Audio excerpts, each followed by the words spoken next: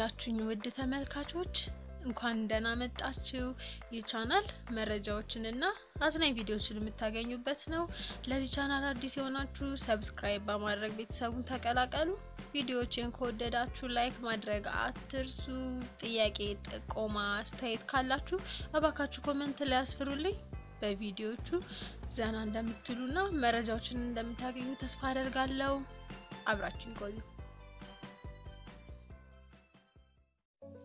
ሁሌም ጥንቅቅና ጽድት ብለው የምናያቸው የበረራ አስተናጋጆች በየጊዜው የሚጋፈጧቸው በርካታ አሉታዊ ነገሮችም እንዳሉ ስንቶቻችን ይሆን የምናውቀው በዓለማችን ዙሪያ የሚገኙ የተለያዩ የበረራ አስተናጋጆች ስራቸው አለው ብለው ካስቀመጡት ተጓዳኝ ጉዳቶች ውስጥ 8 የሚሆኑትን ይዤላችሁ መጥቻለሁ አብራችሁን ቆዩ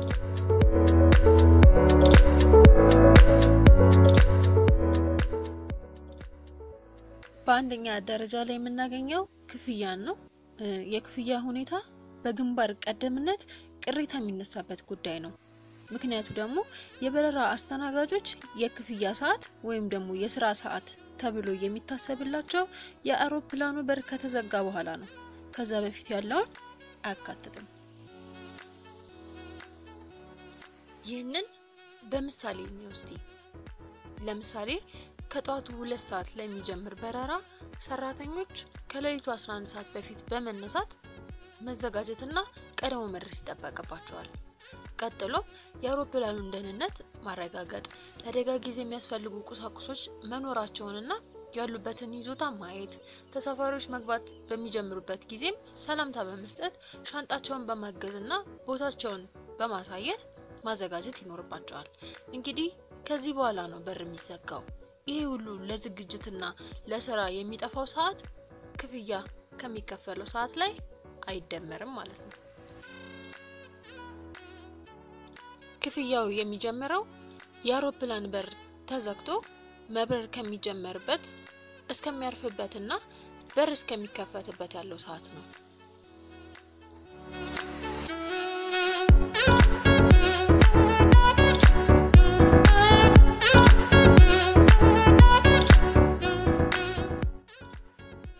ሁለተኛ ላይ ያለው አዲስ የሆነ የሥራ ሁኔታ ነው በአንድ በረራ ላይ አብሮ የነበሩ ሰራተኞች ተመልሰው አንድ ላይ መገናኘት እድላቸው በጣም ጠባብ ነው ይህ ሁኔታ ሁሌም እንደ አዲስ ስራ እንደመጀመር ይቆጠራል እንደ አዲስ ሰዎችን መተዋወቅና ለሰዓታት በማይተዋወቁ ሰዎች መሃል ተገኝቶ ስራን በአንድነት መከወን ለአንዳንዶች ሁኔታውን ከባድ እንዲሆን አድርጎታል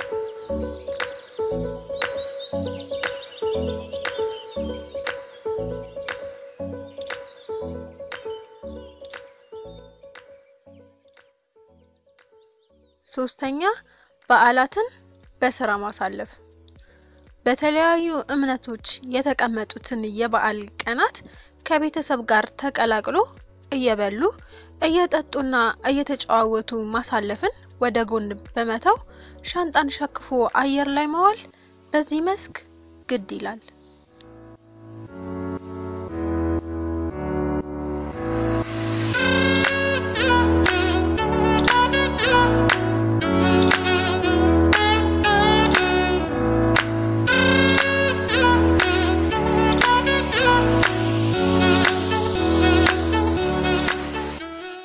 አራተኛ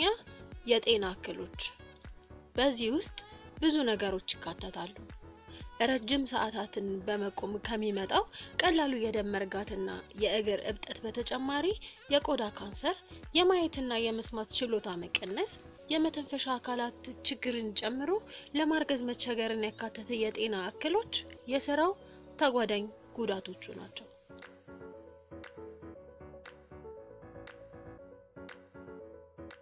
በሌላ በኩል በከባድ አውሎ ንፋስ ምክንያት የሚነሳው የአውሮፕላን መንቀጥቀጥ ድንገተኛ በሚሆንበት ጊዜ ያልተያዙ ዕቃዎችን ማተራመስ አይቀሬ ነው በዚህ ሰዓት ያልተቀመጡና በስራ ላይ ያሉ የበረራ አስተናጋጆችን ከዕቃዎች ጋር በማላተም ክፉኛ ሲጎዳቸው ይስተዋላል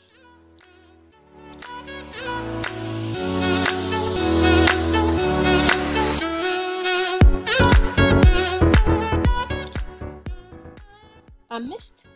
እኩይ ምግባር ካላቸው ጋር መጋፈጥ። እንደ መልካችን ባህሪያችን መለያየቱ እንዳለ ሆኖ በበረራ ሰዓት አደጋ ደረሰ አልደረሰ የሚል ስጋት፣ የከፍታ ፍርሃት፣ የአየር ሁኔታ መቀየርን ጨምሮ የተለያዩ የስነ ልቦና ጉዳቶች የሚያመጡትን ባህሪያት በፍጹም ትዕግስትና እርጋታ ማሳለፍ የበረራ አስተናጋጆች አንዱ ስራ ነው። ከሰከረ እስከ የአእምሮ ጤና ችግር እስካለበት ሰው ድረስ ያለን እኩይ ባህሪ መጋፈጥ ሌላው ከባድ ሁኔታ ሆኖ ይጠቀሳል።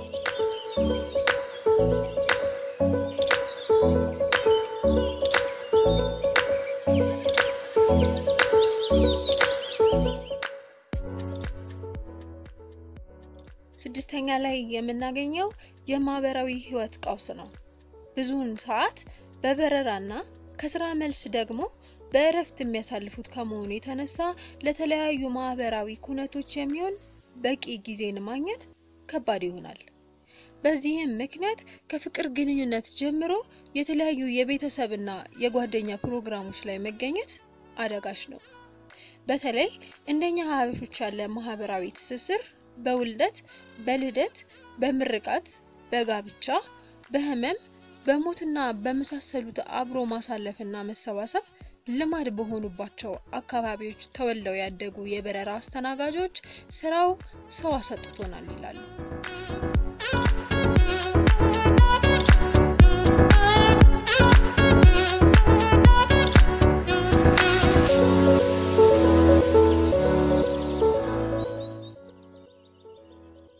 ሰባተኛ የተዛባ የእንቅልፍ ዑደት። የበረራ ፕሮግራማቸው በየጊዜው መቀያየሩ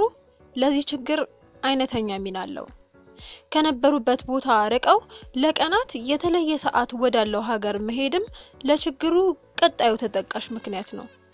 ይህ የእንቅልፍ ሰዓት መዛባት በበረራ አስተናጋጆች ላይ የድካምና የድብርት ችግር ሲያስከትልባቸው ይስተዋላል።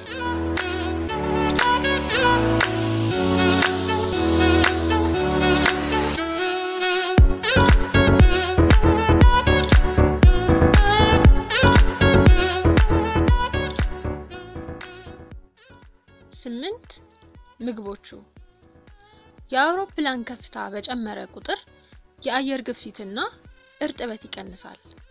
በዚህ ሳቢያ ከፍታ ላይ ያለ ሰው ጨዋማና ጣፋጭ ምግቦችን የመቅመስ ችሎታው ወደ 30% ያክል ይቀንሳል። ለዚህም ነው በበረራ ወቅት የሚቀርቡ ምግቦች የተለየ ጣዕም ያላቸው። አብዛኞቹ የበረራ አስተናጋጆችም በበረራ ሰዓት ምግብ አይመገቡም። አንድም በጣዕሙ ምክንያት ሌላም ጨጓራችን የመፍጨት አቅሙ ከፍታ ላይ ስለሚቀንስ ያዳክመናል ብለው ስለሚያምኑም ጭምር ነው።